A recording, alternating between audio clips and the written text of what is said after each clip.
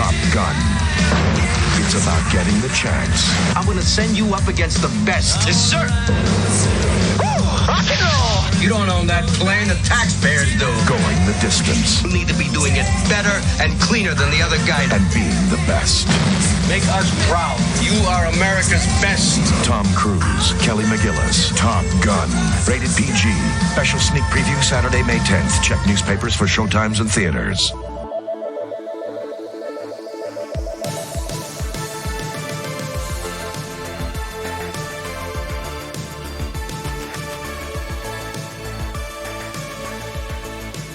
Welcome, everyone, to Cinemarcade. We are the podcast about movies, video games, and the sparks that fly when those worlds collide. My call sign is Steve Guntley, and today we are talking about the 1986 smash hit Top Gun. Can't wait to get into it. Who else is here on my flanks? Who are my wingmen for this episode?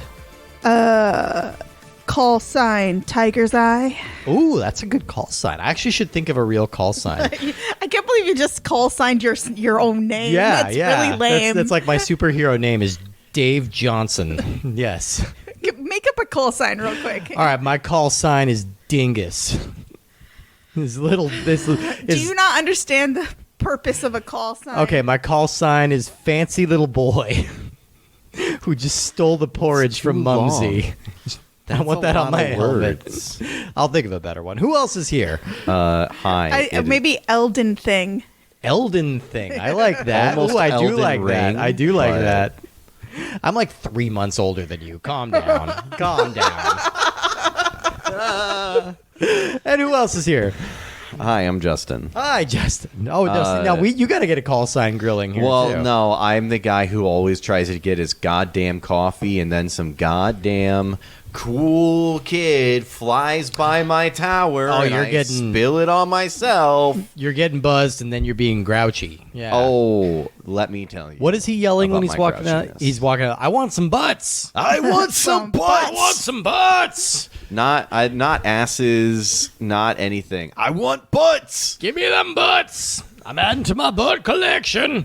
Look, we started out wanting butts. So. Exactly. Look, this is going to be a very silly episode for a very silly movie. I think that's justified in saying, as much as this movie A bombastically silly movie. The bombast of this movie. Oh, 100%. As much as this movie has become like part of the firmament of like cinema, how iconic it's become, we can't lose sight that this is a deeply silly movie. It's very melodramatic. It's a big, goofy soap opera, and it's really all the better for it. Yeah, what are y'all's relationship with the film Top Gun before we get into it? Now, we established that Justin is a car guy. Are you also a plane guy? I am a plane guy to a degree. I was a plane guy hardcore when I was a kid. I wanted to be an Air Force pilot. Hadn't seen Top Gun until last Christmas. Okay. So about a year ago. But I had seen part of it in a classroom. I was like... for a summer, I helped set up some like network cables and stuff for schools back home. And one of the teachers was just watching Top Gun while she was, lesson prepping. The month before school started. What? This is a very risque movie to watch. She was. I mean, one. It wasn't during school. Oh, okay. This was at a grade school over the summer when we were doing. A friend of mine was the IT admin at the school, and so I was doing some kind of like low key contract. Oh, but you weren't being shown this movie as a grade schooler. Yeah. No, right? No, yeah, okay. I was there doing work. She was there, like preparing her classroom and stuff. I think if you just like skip the sex scene, you could 100% show this to a child. Oh, you could do this. I think I saw it as a child. My history professor, whenever he didn't have a lesson plan, and it was often, would put on the movie Red Dawn. And so our classes were an hour long, and so I have seen the first half of Red Dawn maybe 30 times, and I'd never seen the end of it until earlier this year. I'm like, oh shit, that's how it ends. Lots of them die. Yeah. Yeah. I haven't seen the original Red Dawn. Oh, you saw the Hemsworth one? I've seen a similar amount of that one. However, it was with a group of friends, and one of those friends was my girlfriend, so we stopped paying attention after. Oh, okay. Fair. Ooh, just some Spicy. early Netflix and chill. Was there a little Take My Breath Away playing on the soundtrack? Take my breath away. Look, So- here's the thing about Top Gun. As I'm sorry to. Well, no, go ahead and finish your thought because I have a lot of those. I will point out something that is entirely irrelevant to the movie and more so relevant to movies in general and like modern society. Yeah. One of the things that I was looking at was the teeth. Are you fascinated by the center tooth? I am tooth? mostly just fascinated by the fact that I don't think that's how his teeth are anymore. No, they are. They still Are like they? that.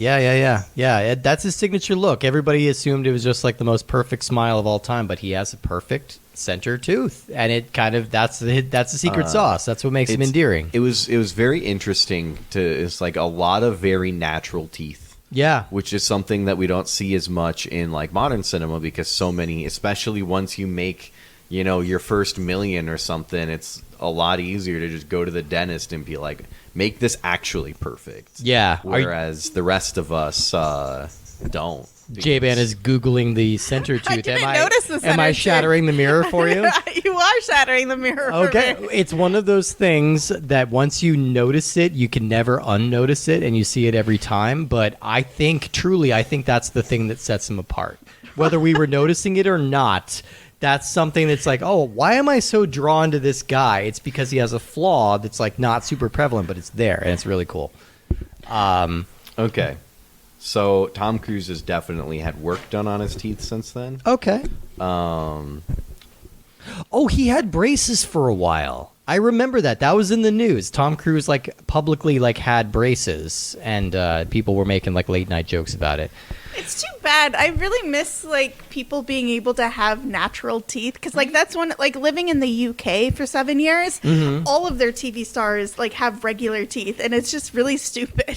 Look, as the possessor of a prominent fang, I support this theory. Yes. As a possessor, in this case, non-possessor of two teeth, I also agree. There you go. Bring Almost them in there. all of my teeth have been relocated because. Okay. And so I had braces for 4 years. They moved all that stuff forward, and then I didn't wear my retainer, and so it all kind of slid back. Oh, okay. So now I've got sweet gaps that I can almost stick my whole tongue. Well, I can stick my whole tongue through between my canine teeth are moved up now, so between my canine teeth and everything else. It's really funny. The completely impulse to not wear your retainer is universal. I struggle with it right now because I'm just God damn it. Yeah. It's just because it's so annoying. It's just you're just god damn retainers. I never had one, and each passing year, I'm weighing whether or not to get adult braces or not. And the older I get, the harder it is to pull that trigger. So it's a whole thing. I'm about to pull that trigger with just teeth in general. There you go. I took a break from the dentist, and now I'm I need to do this. What do you mean you took a break from the dentist? They It was a forget situationship. things. If things aren't in front of me, I have a tendency to forget about them, and I forgot to go to the dentist for a while. I'm so dedicated to my dentist. I've stayed through my dentist being done in for fraud, and then being bought out by a new dentist, and now my new dentist sells Botox, and I should definitely get a new dentist, but I go 3 times a year like clockwork, which is what my insurance allows. There's so many red flags there, but yes. My original optometrist, he got arrested for involvement in a human trafficking ring. Jesus Christ. He still practices back home. My God. What is with our dentist? This was my eye doctor, but yes. Anyway, this is the Top Gun episode. J-Man, what's your relationship with Top Gun? So I watched it as a child and I loved it. And I remember, and my mom, I think, had the Top Gun soundtrack. So I remember listening to the soundtrack all the time. As a child, I thought it was super cool. As an adult, was that? But as a little girl, I was like, Kelly McGillis is amazing. It's so cool. And macking on hot Tom Cruise. But it was just like, I don't know. It was just like, it's really interesting. My perception as a child, I was like, this movie was a fucking classic. And now, like, as an adult, I'm just like, there are some plot holes. That's always been plot holes. There's some maybe chemistry holes in some places too. I disagree with that. I think the chemistry with everybody in this movie is like through the roof, and I think they nailed that. Maybe part of the problem is that there's so much chemistry in some places that it's interesting in other places. I don't know. They fell in love real quick. They did, and that was an issue Ailish was having watching this for the first time too. But here's the fun thing about Top Gun. And the whole course of the movie takes place over 6 weeks. Basically, yeah, it's crazy fast. Here's the thing about this film that I think it's really striking to me watching it again, and I've seen this many, many times. It's never been like a favorite of mine, but it is a reliable movie to kind of put on. I don't think this is a terribly good movie. But I think if you freeze frame any shot in this film, it's like iconic. It's like you could find a meme or an iconic cinema shot or like just some kind of like defining 80s image in any moment of this film. Do you know how they filmed the fights? No. Because I was super curious watching that, and I should have Googled it before I came here. I have no idea. The aerial photography is genuinely photography is amazing. It's genuinely cool. I can't remember if it's come up much here, but the U.S. government has a program where if you work with the military for a movie and then portray the things they want you to portray, they will provide like free, basically, jets, pilots, and everything to do all of the filming and everything. And so like that's one of the things where Apocalypse Now got in trouble because they took that and then they filmed a secret movie basically that wasn't the message that the US military wanted. Yeah. And so they got into some trouble for that. But so I imagine a lot of this was done by real Air Force pilots. Yeah, I know, but it's still really extraordinary. Like, these planes are going really fast. Filming them must have been a real trial. It was a real challenge. Yeah, they're mounting all these complicated camera rigs in the bottom. Have you ever seen an air show? Yeah. Okay. Yeah, imagine a lot of it is stuff like that where they can take a bunch of shots and put them together and make the dangerous stunt seem super dangerous and have it actually be more tame or more practiced, slightly slower speeds, stuff like that. And then I guess miniatures whenever they blew up planes. Yeah, that would be my guess. I mean, the images where you're seeing the planes actually blow up are kind of few and far between. But like, definitely effort was put into orchestrating all of that because it's dancing but with airplanes at high speeds. So yeah, very talented people have to be involved to make sure everything is safe and this all works. All of it looks great. Like, all the aerial photography looks amazing, but that's not what you remember from these movies. I bet if you ask any random person on the street, like, what's one thing you remember about Top Gun? I think the first thing that's going to come up is shirtless volleyball. Second thing that'll come up is going to be like some quote, some line. I feel the need. I need for speed. Like your ego's writing checks your butt can't cash. Like things like that. Like there are all these different. I want butts. I want butts. Give me butts. He made me spill my coffee. I want butts. There's just so many moments like that. Ailish is looking at it's weird. But yeah, I think that's kind of what makes Top Gun kind of special. Let's talk a little bit about the making of this movie. There's not too much for me to go into here, really, but Top Gun was released May 12th, 1986. It's directed by Tony Scott. It's written by Jim Cash and Jack Epps Jr. And it stars Tom Cruise, Kelly McGillis, Val Kilmer, Anthony Edwards, Michael Ironside, John Stockwell, Barry Tubb, Rick Rossovich, Tim Robbins, Meg Ryan, and Tom Skerritt. Now, I think indisputably this is the movie that kind of launched Tom Cruise in a major way, right? Risky Business came out in 83. It was a big hit. But it was kind of like a first lead role for like this young man who shows a lot of potential. This is him actualizing on that potential and becoming one of the biggest movie stars of all time. Yeah. And I think it really is just this million megawatt performance, I think, that really anchors this movie. The movie was very reasonably priced. It was only like $15 million. And it made what, close to close to 200 million domestic. It was the highest grossing film of 1986 by a wide margin. I've actually found the information. The Department of Defense offered them $1.8 million for the use of an air base, as well as 4 aircraft carriers, 24 F-14s, F-5s, and A-4s. Some of them were flown by actual Top Gun pilots as well. Well, it's funny because like when you talk about the air flight, like I don't know how much the air flight is memorable, but the images of the support crew on the aircraft carriers are so iconic. It's very memorable, absolutely.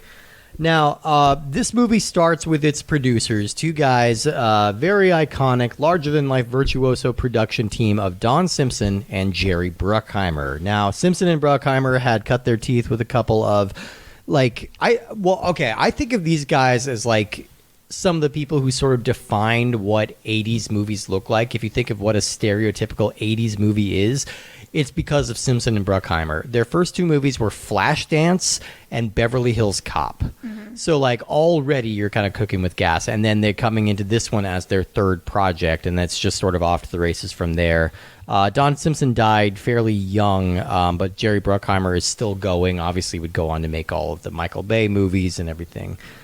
They found their inspiration for this project in an unlikely place, a 1983 issue of California Magazine.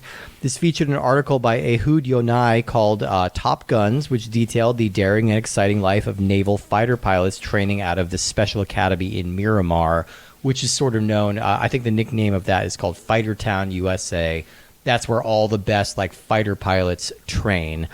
And the idea of a fighter pilot, correct me if I'm wrong, Justin, I don't know when these sort of F-14 planes first came into prominence, but I feel like they were probably pretty new in the 80s, right? Like this kind of this idea of a fighter jet is kind of an 80s invention, right? I think it was more of a 70s invention and 70s. An 80s refinement. Okay, that's when we get like our stealth bombers and our Harrier jets and things like that. Yeah, the 80s leading into the 90s, there was so much put into refining and designing. There's still aircraft from those eras in flight today, largely.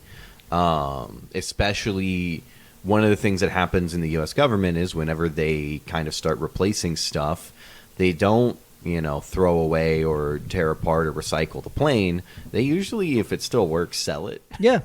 And so, there's a lot of our allies are flying these planes still because they were all sold off to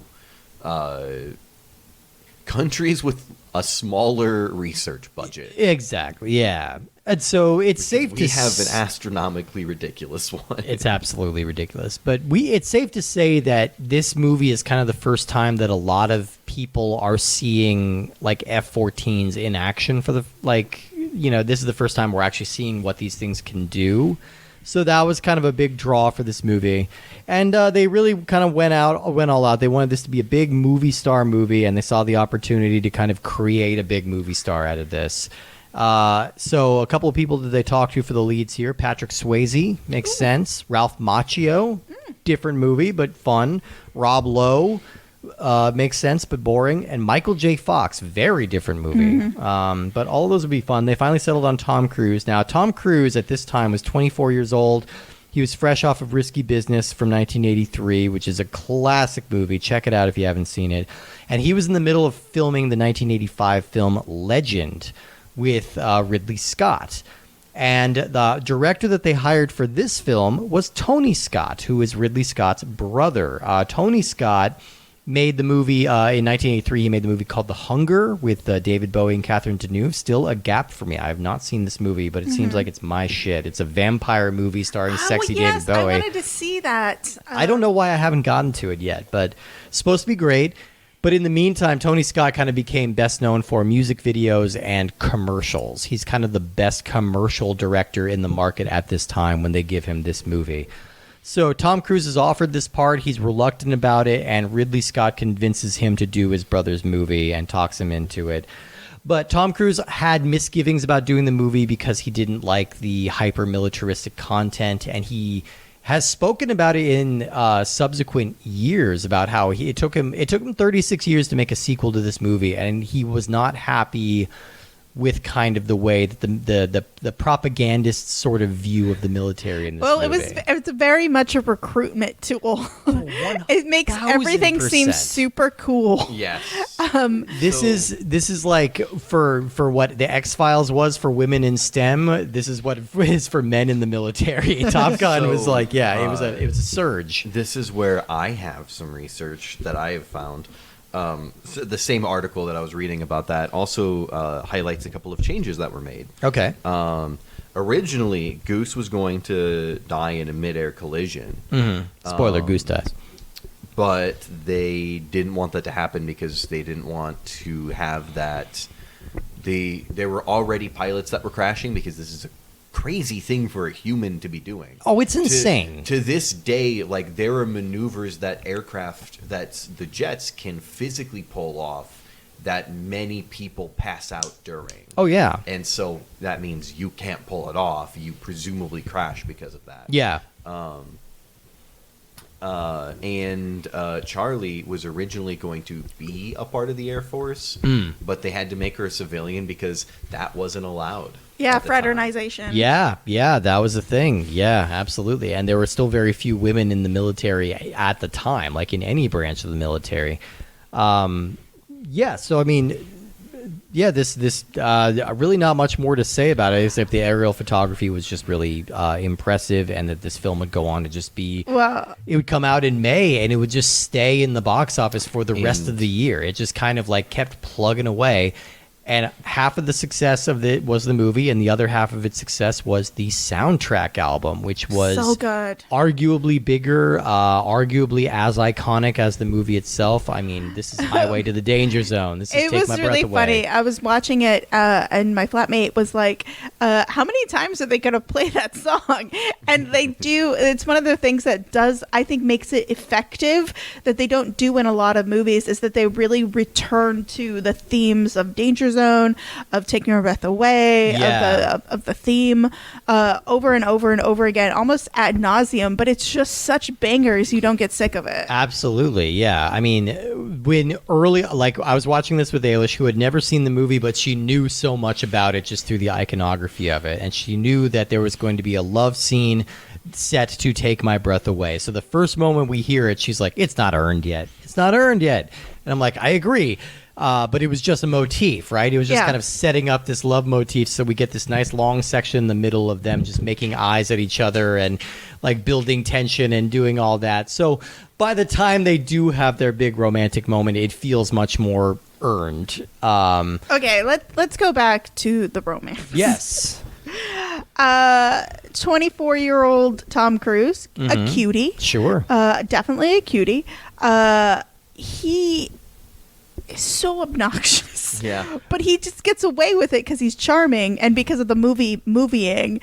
Like the opening way of hitting on her is genuinely charming. It's very charming. Singing that song is completely charming.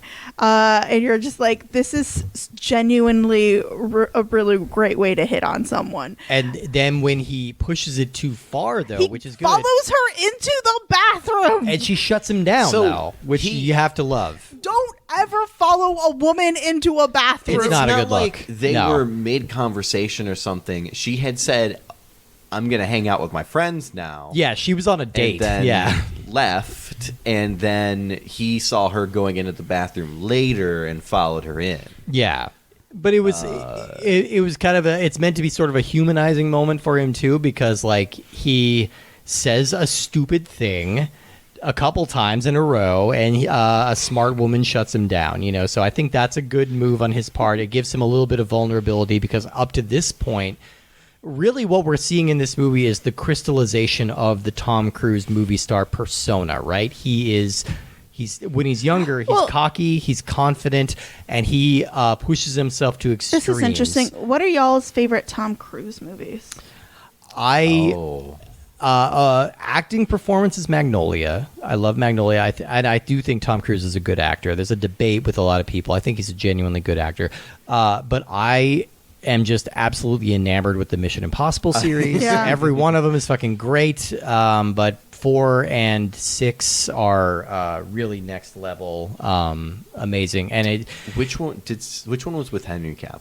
That's 6. That's Fallout. I tried to get through 3, and I just couldn't. Really? So. 3 is one of the slower ones. Okay, for me. well, so outside you of Philip mean- Seymour Hoffman being a fucking amazing villain in that one is a little lower tier. Okay, for me. so I need to power through because Okay. they're worth it. Is that what you're saying? Okay, you get start to at 4. 1? Get to 4. Well, I watched 1 and 2 years ago, but Okay. then recently, like I think in August, I was like, well, I should watch the rest of the Mission Impossible series. I swear to God, it with Ghost Protocol, the 4th movie, it clicks in. It finds its thing. It's going to be about incredible stunts that Tom Cruise is performing himself, and he starts by climbing the world's largest tower and has to escalate from there. So just think about that. Think about the insane lengths that he's going to go to. Which but one the 4th has the motorcycle jump in it? That's 7. Yeah, that's the 7? most recent one. But Okay. number 4 is haven't seen directed that by one yet, Brad that's Bird, why. who made The Incredibles, and it feels like a live-action cartoon in the best way. So that's one of my favorite action movies of all And time. It Stick starts with it. to Stick with it. find the fun too. It does. Yeah, it gets really fun. Yeah, there's like some humor in there. Which is 5 or 4 when Simon Pegg shows up? Well, he shows up in 3 in a small part, and Yes. by 4 he's like a member of the crew. So Okay. Simon Pegg really helps. Like it becomes a crew movie, which is really fun. Yes, Or a it crew shifts series. more Do you away have a from favorite just- Tom Cruise movie? Oh gosh, I've seen most of them, but I haven't seen them lately, so I don't remember which one's which. But the one with Henry Cavill, 6, I Fallout. enjoyed Yeah. quite a bit. Really liked the story and stuff. But I do like kind of some of the cheesiness of the early ones. I mean, number 2 starts out with a Limp Bizkit song. Of course you love that one. Of course you love that one. But Now I know why you want to hate me. What's his biggest grossing movie? Is it Maverick? It is now Maverick. Yeah, Top Gun Maverick was, I guess that's a worthwhile thing to bring up, too, because unfortunately we won't be, there's not a game based on Top Gun Maverick I wouldn't yet. be surprised in like a year or two if something comes out. But, that movie came out in 2022 and was a wild runaway success. It's a 36-year gap in between sequels, and that movie comes out, and it's the number 1 movie of the year and gets nominated for Best Picture and fucking rules. I think that movie is fantastic, and I wish we had a chance to talk about it. But, I mean, this is a franchise that's turned out to have some surprising legs. There is going to be a 3rd one. There is? There is. It's in production. Yeah, it's happening. So, years into the mix, Top Gun is a viable franchise again, which is a really kind of surprising development. But it's always something that people have been pushing towards. Now, so real quick, I do want to point out a little bit of correction from earlier. Jet planes started really in the 50s. 50s. Yeah. okay, but like this model, like this F-14 kind of Tomcat thing. Oh yeah, the F-14 wouldn't have been until because it was 79, post-Vietnam, wasn't it? Oh, okay. Yeah, post-Vietnam. That's what I was going to... Yeah. Check if I'm right. Check if I'm right. 79 for an F-14. Oh, here we go. 69. 69. 69. Damn. Off by a decade. But yeah, it continually is being okay. refined. 69 is when they started manufacturing. They didn't start introducing it until the mid 70s. There you go. All right, so it's all close. Its first flight wasn't until 1970. and they just retired it in 2006, which is a long time. Yeah. But you don't. So, like, there's a lot of things to argue about that jets are actually not that useful for warfare. Oh, interesting.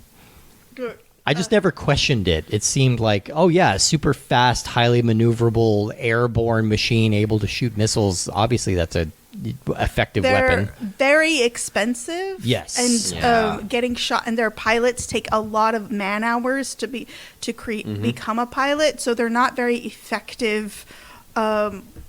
Like weapons of war. Yeah. Like again, like a lot of people can argue because like what is a modern war going to look like?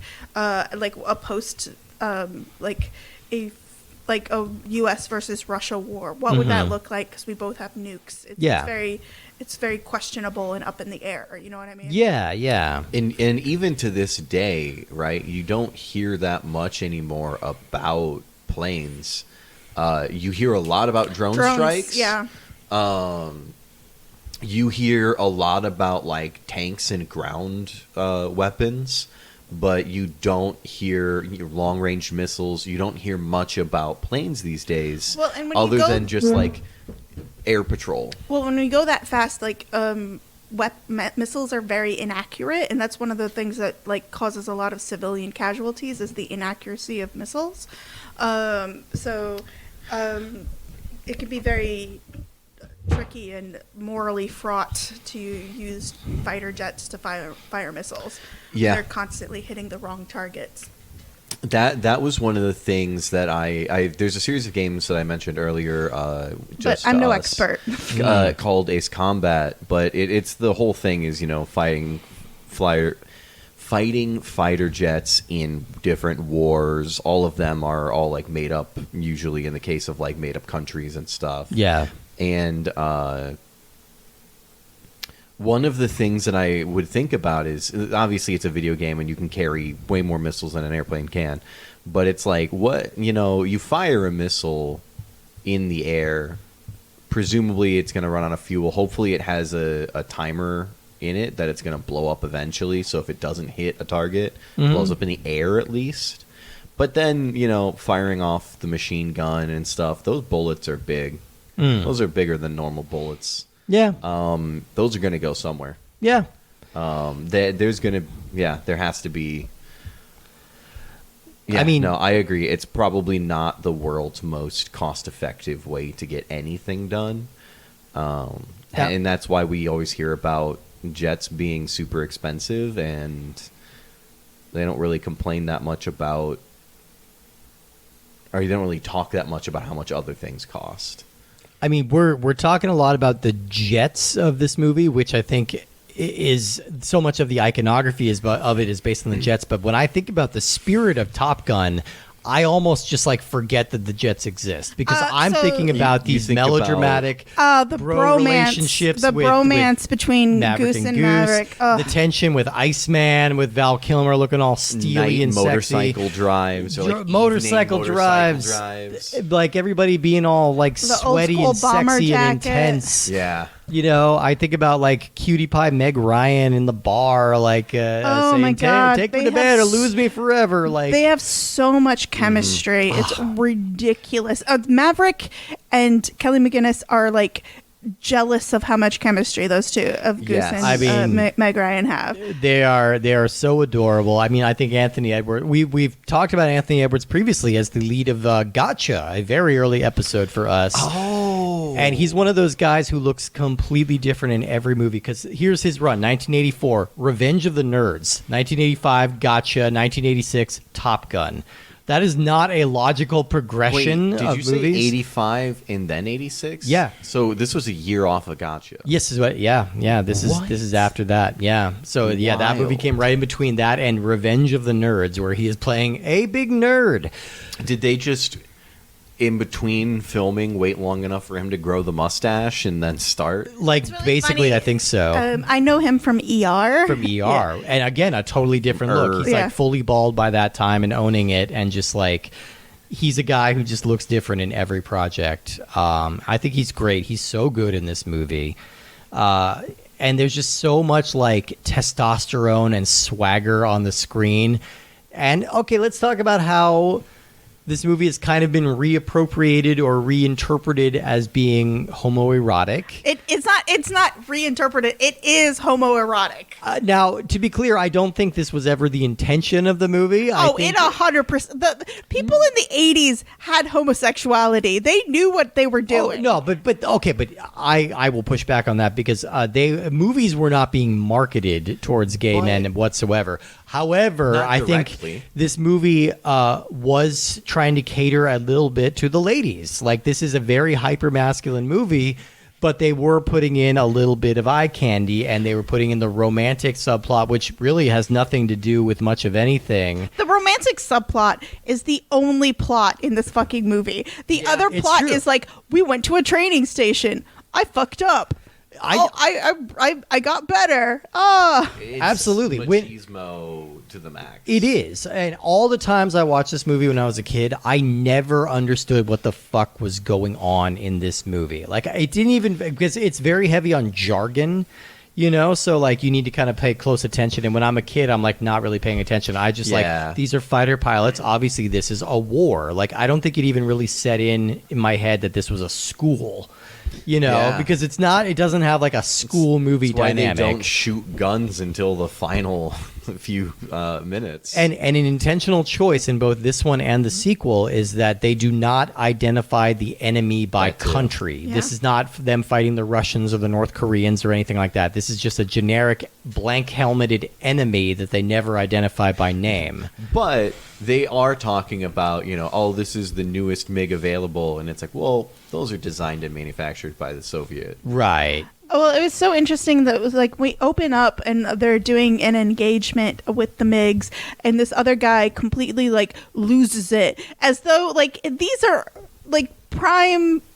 Like, it's so funny about like these people are just, oh, he's lost his nerve. Yeah, and I have to bring him in. And he's like, yeah, you flying by this man who's lost his nerve. That's what's going on. What? But I loved his face acting. I loved how every single pilot in this, if they were an actor pilot, they never kept their mask on the entire time. Yeah. And you're just like, oh, mask is just hanging off me. It's the helmet thing. Yeah. It's like, it's the reason why, like, if you're watching a show, especially like a sci-fi show, Star Wars or whatever, they're on like a battlefield. The person who shows up without a helmet, they're going to be the most important person of the group of people right there. Well, and the helmets are kind of a brilliant touch in this movie that I think, because since so much of the action in this movie is these actors like behind a heavy mask, like all of these helmets have their call sign written on them. Mm-hmm. We don't need to know their name. It makes it so memorable and so easy to say, oh, there's Wolfman, there's Slider, there's Iceman, there's Merlin. I love how they refer to Iceman differently as Ice and Iceman. Yeah. Which I found it really frustrating. I was like, be consistent. Hey, they call Maverick Mav, you know. Yeah, it's just they give nicknames to their nicknames, you know. So you give short names to their nicknames. That's the key. Yeah. Let's talk about Iceman. First of all, so weird, hot and weird. Yeah. Man. Oh, yeah. Okay, Val Kilmer at this time was coming off of back-to-back comedies. He was not known as like a heavy drama guy, but obviously he was extremely beautiful and fits into this mold really well. But the movies he's coming off of here are Top Secret, which is a Abrams Zucker film, a very broad, silly parody a la Airplane, and a very good movie. And then Real Genius, which is also another like wacky like college comedy. Then he's coming into this and he's sort of like, and it's an interesting trajectory because they try and do the same thing in the Maverick movie. This role in that movie is played by Glenn Powell. Mm-hmm. And he's similarly kind of having like a big blow up moment off of that movie, playing sort of a similar role. But yeah, Val Kilmer got pretty big off of this movie. And he would have a great rest of the 80s. We talked about him a lot in our Lost Willow episode, unfortunately, because that's one of my favorite of his performances. The main thing you have to know about Willow episode is that J-Ban loves Willow. Yeah, I love Willow. Love it. I fucking love Mad Mardigan, yeah, and all that whole movie. We're going to get back to it. We're going to do it again one of these days. But yeah, love Val Kilmer in this. I mean, I love seeing like craggy character actors like Michael Ironside and Tom Skerritt playing gruff Okay. old men. I'm gonna get James Tolkien. Yeah. So whilst this is an entertaining movie, yeah. it is an entertaining movie. It's a fucking hell of a good time. Like having seeing it now in the 2024s, you sort of see like a lot of negative, like this American exceptionalism, masculinity. Like Maverick is always right, even when he's wrong. Every single thing he does wrong consistently, but everyone privately pulls him aside and says, "You can't do that, but I admire you for doing it." It's like this it's this male fantasy that is ridiculous. Well, and it's also the Tom Cruise character, like I was talking about. Like, this is the Tom Cruise movie star persona from here on. Like, he is always right. He always kind of butts against authority. And now that he's become an older man, like, he's aged into this part where, like, he's no longer the young punk who's always right. He's the sage, kind of always right old pro, you know? Like, he's now, it's backed up with experience, so it's not cockiness anymore. Now it's kind of more of a resigned confidence. I did like the Jack Reacher movie. I just thought about that. I liked the first one. Yeah, I like the first one. The second one sucks. Another point to that American exceptionalism is when they're introducing Top Gun, like the school, they say that it's like all like the world's best fighter pilots come here. Yeah. Only Americans. Yeah. Yeah. It's in California. Well, I mean, I think it's kind of implied since it's just an American facility that it's like the world's best means we assume it's America's best. You know, obviously, America's the best. Yeah, we assume America's the best, and therefore this movie has like so many of those like plot holes and those like kind of propaganda. Perhaps the biggest plot hole, and maybe people can correct me if I'm wrong, out of all of the big hot takes I've been doing in this episode, including the fact that I don't think fighter pilots or fighter planes are that important to the modern military, which is a big hot take. That's a hot one. The fact that Charlie could have a beachfront property house California? In California at that time period. Like, I don't know. Maybe it was more affordable. This is Miramar, right? Well, that's the Air Force base. It was so beautiful. The sunset, like her house was beautiful. Oh my God. I do think you reach a certain age as an, and you just look at people's houses and you're like, what? Yeah. No way. Oh, I definitely do that. Like every movie, I'm like, oh, well, that apartment's blah, blah, blah a month or something like that. But I don't think we've even properly given credit to Kelly McGillis, who I think is very good in this movie. I think she conveys a lot of intelligence and a lot of integrity, even when she's kind of getting a little horned up by Maverick. To put into perspective, this is right on the edge of San Diego. Oh, okay, yeah. So, yeah, very Southern California. Yeah, that's probably very expensive down there. Yeah. Maybe not as much in 86, but still probably pretty bad.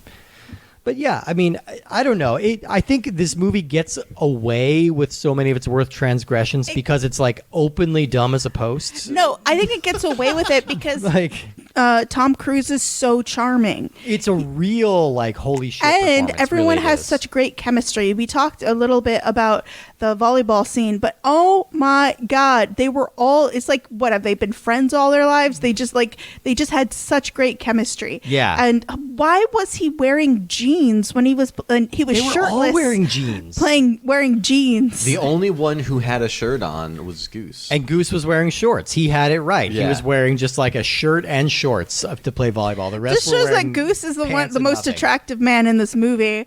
Ailish was saying the same thing. She's like, none of these guys are doing it for me. Maybe Goose if he gets rid of that mustache.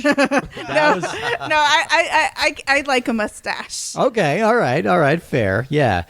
But yeah, I don't know. I think there's just so much that's like fun and iconic about this movie. It is really fun and iconic. Okay, let's start talking about the fun things because I've been kind of shitting on this movie. No. So a couple of things. I love the fact that Maverick rides a motorcycle. Yeah. Super hot. I love the fact that he has a bomber jacket. Yeah, it's great. I also like the fact that he doesn't smoke. Oh yeah, that's right. And he's in the bar drinking ice water, so he's kind of a teetotaler. Yeah, he's a teetotaler, and he's so like I love the opening when they sing the song to Kelly McGillis. Yeah. I'm like I love it so much.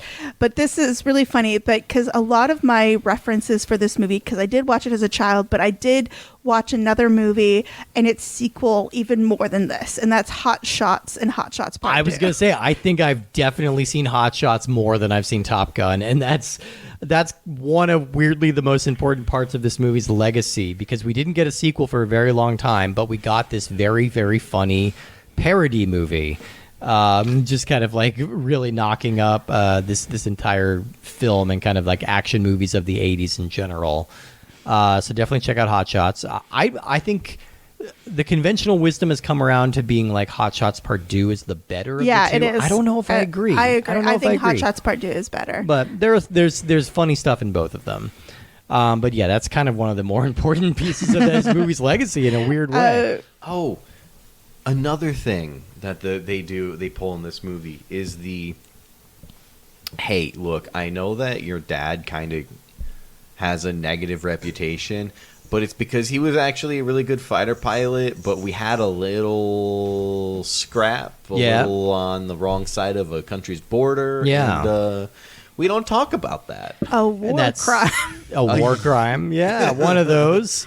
And that's another kind of typical Tom Cruise character thing. He's got a big chip on his shoulder because of a legacy thing. He's the son of a legendary fighter pilot who wants to outdo his dad by not dying. So, but he's got the chip on his shoulder, which just makes him a little flinty. So. I don't know. I think it's just a movie that's like really well engineered. It's perfectly plays across all the quadrants that it's kind of trying to go for, and it's extremely silly and it's extremely dumb, but it's really well crafted. Iceman yells at Maverick because Maverick deserved to be yelled at. Yeah. He was such a twat. Yes. But I was like, it was really interesting, the romance between Kelly McGillis and Maverick, because she's like, I'm your teacher. Like, you were like, you met her before she was your teacher. Yeah. And secondly, you're like, you guys can't wait 6 weeks, like, right? Or like it really is a short span. Yeah. It's like she's got this job for like exactly 4 weeks because she's got another job in Washington D.C. and I'm just like, what is going on? You guys are just making like and right. I just thought it was really like because they have a this thing made me so mad. He comes over to her house for a first date and he's like, I need to take a shower. Why didn't you shower before you came, mister? Yeah. But he was running late. He didn't have time to shower. Look, he got horned up from that volleyball game. He had to get over to that lady's house right away.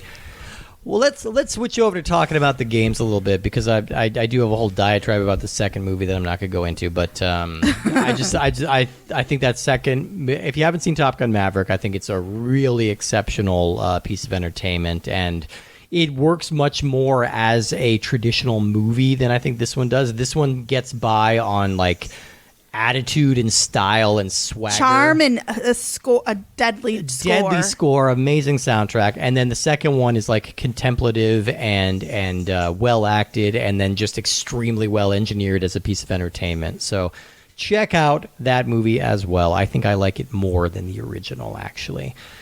But let's talk about these video games here, because there have actually been many Top Gun video games, but only one that's actually tied to the movie. They're all pretty vague, and you can kind of like associate whatever you want with them as well. But the game we're talking about today came out in 1987 for the NES. It's from Konami, and it's basically just a airplane shooter game. This is a first-person shooter style game. It's similar, I guess. A comparison for the time would be something like Space Harrier, where it's just like sort of an arcade style shooter.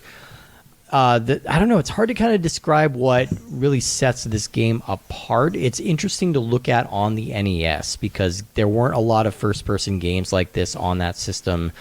And it's very rudimentary. Like basically you just have kind of a horizon line. You're flying the plane above the clouds. Other planes will just fly into your radar. You need to shoot them down. And then once you've shot them all down, you have to land your aircraft carrier. And the aircraft landing is kind of the notorious and famous part of this game. The thing that people remember about it, if they're thinking about the Top Gun NES game, they're probably thinking about this landing sequence. For me, it was haunting me for years because I was never able to successfully land the plane until tonight when I did it on my first try. So I don't know if it was With the just... help of your significant other. She had to yell it. She had to yell all the instructions. She was definitely being coach. To be clear, no one asked her to do this, and the instructions are read on the screen. You were Lightning McQueen. She was Hudson. God damn it. God damn it. I don't like how accurate that is. She is an 80-year-old man. Which one's Tomater?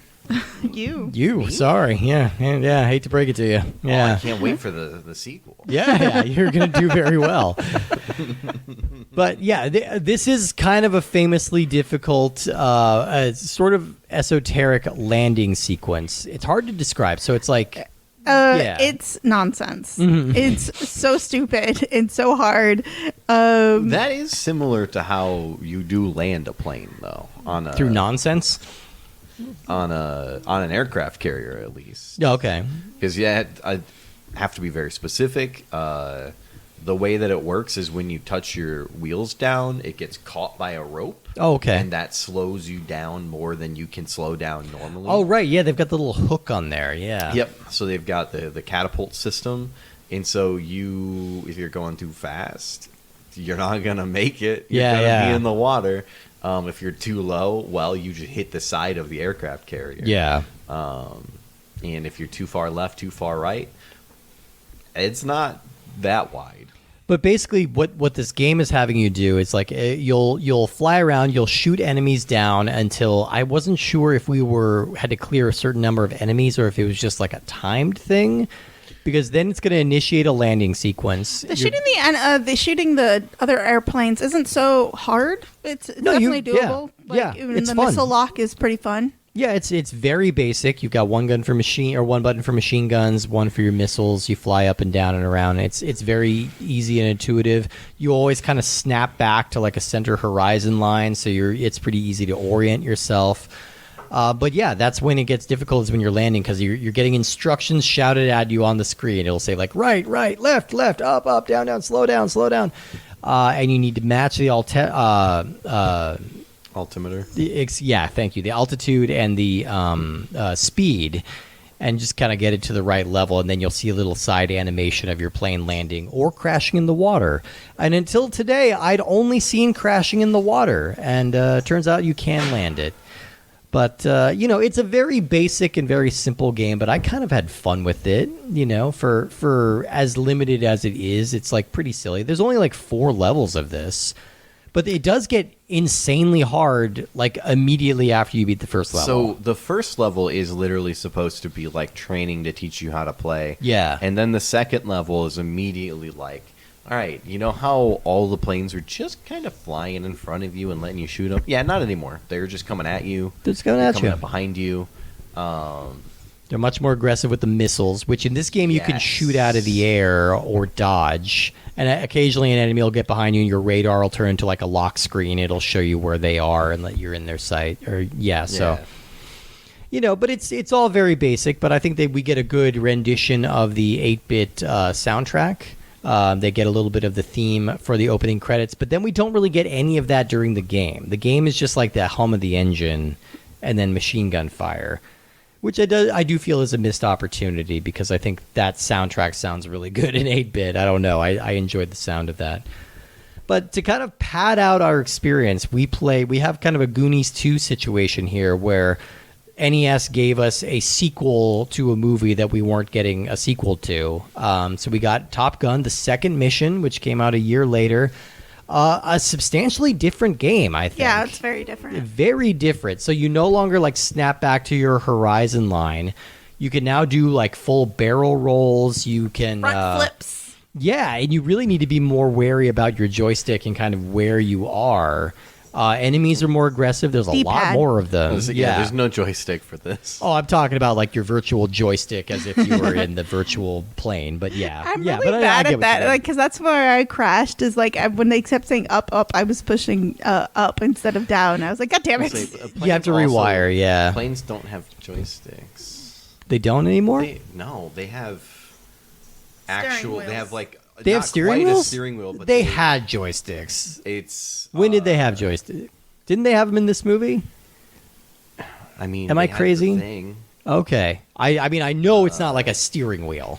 It's like an mean, abbreviated. a steering helicopter wheel without, might like, have the one. cut, the top and the bottom of the steering wheel are cut off. Okay, all right. I guess I didn't pay attention to it. I also never realized until watching this time that the Rio, the basically the goose to the The Maverick, radar officer. they are facing backwards. Yeah. That never occurred to me because of the way the movie is shot. When you're seeing the characters, it's kind of like down the barrel, and you're like looking at them straight in the face. So I never realized that like they're basically back to back in that plane, which is interesting. But that doesn't really come into a play in the game. But for the second mission, like it's much more kinetic, it's much more dynamic. But I don't know if I was enjoying it as much. It's also much more chaotic. It's much more chaotic, and it's kind of worse. And I don't know, like I don't think either one of the game, are very strong.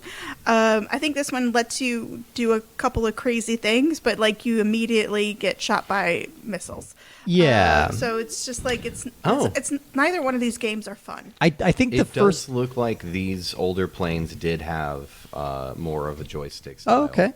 Well, there you go. Point for me. But yeah, I think the first game understands the limitations of the platform a little bit better than the second game does. I appreciate that the second game is more ambitious and it's trying to give you more stuff to do. But it and also they do makes have a player versus player mode, but it's over in This is 10 seconds. This is such a weird mode. This is a one-on-one dogfight mode, okay? It's a split screen, which does not really happen in many NES games, but you do have a split screen. You get this long animation of you taking off, getting to altitude, and then once the game starts, you're basically immediately put in front of your opponent, and it just becomes a quick draw, right? Because you're already lined up. It doesn't take much to like blow the other person up, just like one or two like regular bullets, not even a missile. So it just becomes kind of a duel more than a dogfight. You're just immediately seeing who can knock it out. The animation of the one person crashing and the other person landing is longer than the typical match. And I think part of that is also that we weren't necessarily doing good at it. No. Because you can start off immediately and veer to a side and you break that, one like straight on. But we're diminishing my achievements as the primary winner of these very, very fair dogfights. As a game that doesn't have a whole lot of controls, it's difficult to have like a more proper in-depth experience just because you have two buttons and a control pad. Yeah. It's hard to speed up, slow down, all of that stuff while still being able to like fire guns. Yeah. Something that changes with the PlayStation. It changes with the PlayStation. You also do, correct me if I'm wrong, I don't know, maybe we just kept dying too fast to get to it, but is there a landing sequence in the second game? I don't think there is. Apparently in the first game, there's even a midair refuel sequence that you can have. Oh, okay. But it's like... Don't know about the second game. I can look it up. That landing sequence is irritating, but it's also kind of like what gives the first game sort of a personality, Yeah. It's very weird, and it doesn't always work, but it's pretty satisfying when you can pull it off. Because the second you get to the second level, it's almost impossible to beat. It's very, very hard. It just really ramps up. And that game is only 4 missions long, so it's really not a substantial challenge ultimately, but... I had a good time with these games in general. I think they're trying to do a lot of fun stuff. And the second one's maybe overshooting, and the first one's maybe undershooting a little bit. But on balance, I think they're pretty harmless and pretty fun. At least they're kind of a distinctive genre for us. We haven't covered like a plane game in a while, which is a big part of like the video game culture that is like underrepresented. Apparently, there is a carrier landing sequence, and Wikipedia says it's easier. Oh, there you go. All right. Yeah, we were so bad at the combat part of it and the barrel rolls and all, and crashing into the ground that we never got to it. But do we have any final thoughts about Top Gun or the game? They made a 2010 game? They did, yeah. That's okay. That's the other thing to note. There are several other Top Gun games. There's one called Fire at Will that came out in the PC in 1996, later went on to PlayStation. There's one called Hornet's Nest from 1998. There's one called Combat Zone for the PS2 in 2001. And then we got another one just called Top Gun for the DS, and a 2010 game called Top Gun that also is based on the movie. I think that was only released in Europe. And then the most recent one was 2011. No, it was released in North America. Oh, okay. There we go. PlayStation 3 and Windows. Oh, there we go. All right. Yeah, I thought that was only, yeah. But that's kind of loosely based on it, other than actually having the Danger Zone theme song in that game. So that's kind of the game includes a cover version of Kenny Loggins' song, Danger Zone. So yeah, and then 2011 is the last game that we got in this series, and it's called Hard Lock. But I haven't played any of the others. I think they probably labor a little bit in the shadow of the Ace Combat series, which is on Ace Combat 37 or something by now. They used to be annual releases for a long time. They were very popular. They had the fifth one had one of my favorite stories ever. Oh, it was a kind of a longer game with a very good story. I was not aware they had stories at all. Yes, yeah. What was the story? The story was you start out as a kind of a similar thing, where you start out as a pilot in training, and then during one of your training sessions, an enemy plane shows up. During that encounter, your captain is shot down, or your squad leader is shot down, and you become the new squad leader. And it starts to unfold that was an initiating event in this war, but there were other things that were happening too, and that there is another country that is basically has their spies arranging to make this war happen. Wild. And so you end up finding out enough about it to find out that your the chief of your station is in on it too. Well, don't spoil it for me. I'm definitely going to play this. That's a third of the way through the game.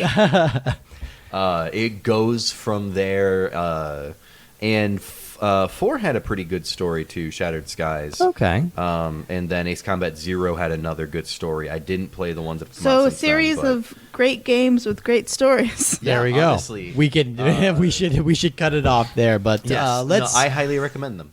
Let's wrap up with our final thoughts on Top Gun then. Is this a good movie, good game, bad movie, bad game, or somewhere in between? I'll start us off this week. I think this is an incredibly goofy, iconic, silly, fun movie. I don't think it's great. I think it's great entertainment. So take it with that grain of salt and enjoy the melodrama, enjoy the pretty people, and enjoy the fantastic aerial photography. And try not to think too much about what it's saying about the military infrastructure in this country. And the games, I think, are they're kind of fun. I think I'm endeared to these games. I think they're doing something unique and different and kind of fun. And they don't perfectly work. They're very thin. They're pretty insubstantial, and they're over kind of before you really can get your feet under you. But hey, you're in a plane. You don't want your feet under you anyway. Am I right? I mean, kind of, because otherwise you're upside down. Yeah, otherwise you're upside down. Exactly. Right. And Maverick and Goose do that. But if you do it for too long, you're going to pass out. Exactly. So, and I think that's the same with these games. If you play these games too long, you're going to pass out. J-Ben, where do you come down? What a great segue. I think that Top Gun is a summer blockbuster, and it deserves to be so.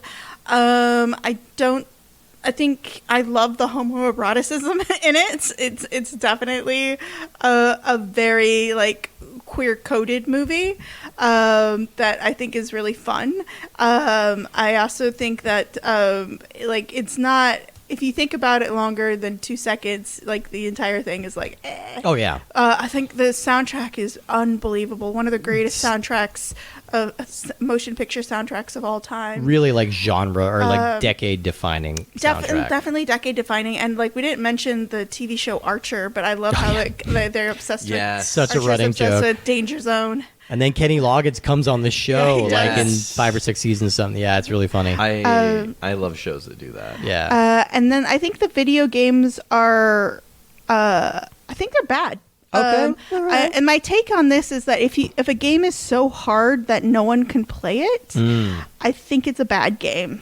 So that's my I think the games are exceedingly hard, and to the point of not. Like, I think if anyone got this video game, they'd play it for an hour and then they'd throw it away.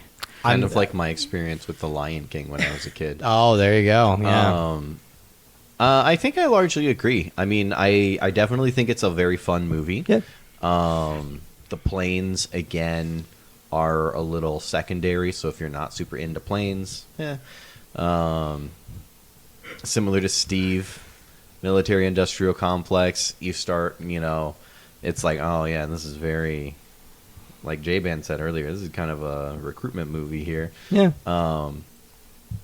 The games were pretty rough, but I think it's largely because they're doing something that the tech isn't quite there yet for. Yeah. I think they made a valiant effort, but I think that they could have had a proper like tutorial mission in either of the games to actually tell you how things work. And that just isn't something that was available at this time in most Yeah. games. Like most games weren't doing it. Yeah, but I hear you. It could be, yeah.